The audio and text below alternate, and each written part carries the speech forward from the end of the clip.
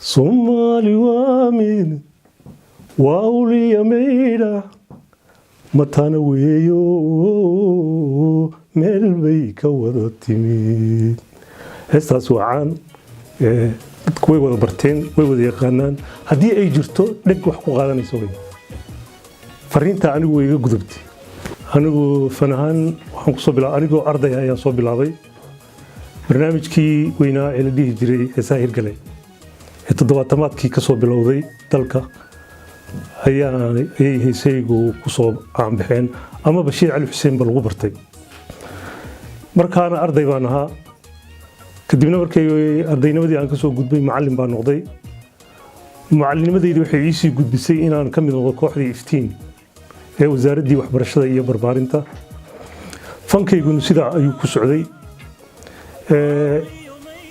idaacad baan noqonay hal idaacad baa ka shaqeynaysa xilliga wadanka fankaygana halkaas ayaa laga dhageysan jiray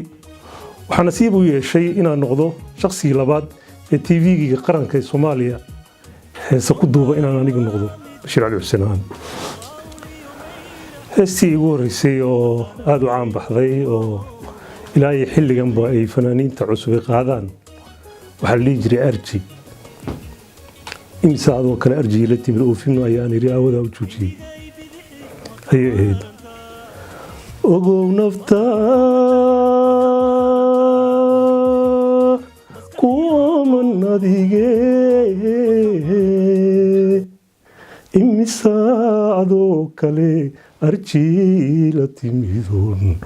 oo film ayaan iri awada u joojiyay